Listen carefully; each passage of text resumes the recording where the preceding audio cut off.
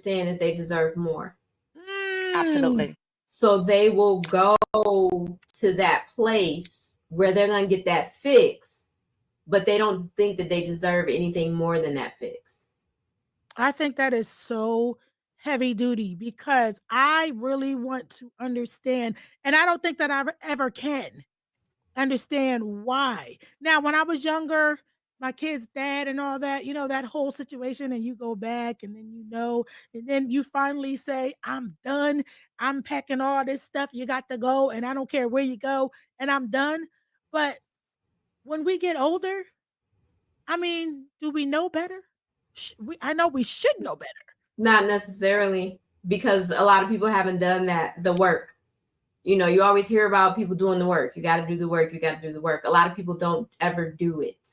Mm-hmm. They don't ever do it, and they continue to stay in the cycles that they've been in from their teens to their 20s to their 30s, all the way into the 50s, because it's some messy folks, men and women, who are 50, 60 years old, still out here doing the things that they were doing in their 20s and early 30s, because they never sat down and said, okay, all of this shit that I've been doing is not working out for me.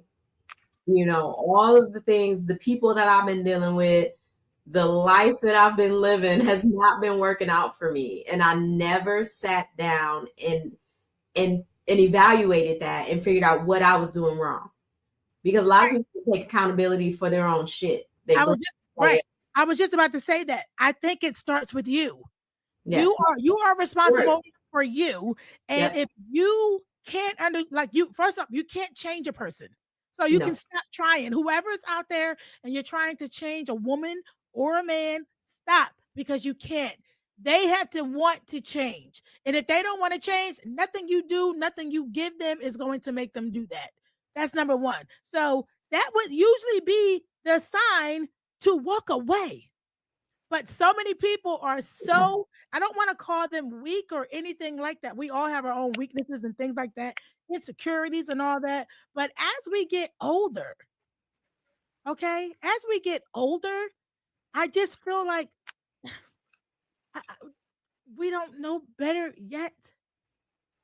Not if you don't unpack that shit. You got to unpack it. You got to unpack it and figure out why you keep repeating the same cycles.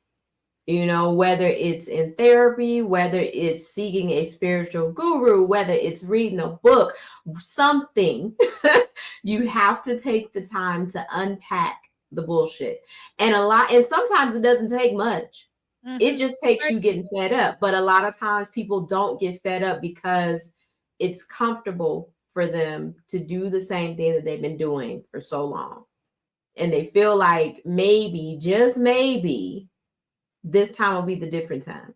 But it never is, because a lot of people don't change. And the people that don't change the most are the people who people continuously allow to do the same thing. Why change if no one's putting you in a position to change? Holding you accountable for it. Exactly. They're not holding you accountable for you not changing and living up to, what you say, and listen, it's right for us to have expectations of people. It's right. And they can have expectations of us. But if I'm holding up my end of your expectations and more, but you're not giving anything back, duh. People act the way that they act because they are allowed to act that way. Yeah. And if you don't put up with it, somebody else will. And those are the people that never change their ways, because there is someone that is going to take them lock, stock, and barrel exactly the way that they act, and they never have to change. And it just don't have to be you. Exactly. It does not have to be you, though. Move on. But that's part of the problem. I'm trying to understand why people can't move on. How many chances are too many chances? Sunny, didn't I ask you this before? How many chances are too many chances? One. Alto? For someone who's mature, yeah, one. But everybody doesn't mature. You get older. You get older, but you don't necessarily mature. I can honestly say, like, for me, I guess the way that I grew up, my tolerance was very low. My tolerance better than what it was before. I mean, I cut everybody off. I didn't give a flying fuck. I cut everybody off. Oh, you what? What? Uh, oh, hell no. Yeah, I told you I woke up like I don't want to be with you. No, I don't want to be married no more. I want divorce. But see, you hit the nail on the head when you just said the way that I grew up. Most people are creatures of their environment. The way that they grew up informs how they act as adults or how they act in their relationships, whether it be personal, sexual relationships, work relationships, friendships, all the ships. They are informed by the way that they grew up. And until if they grew up in a way that allows them to, really have their own personality and make good decisions for themselves and set boundaries, then it's never an issue. But you have people that weren't allowed to be able to set boundaries, or they didn't see relationships that they could, maturely and healthily emulate. So they take that stuff into adulthood. And then again, if they don't learn or unlearn what they learned, it's just a perpetual cycle.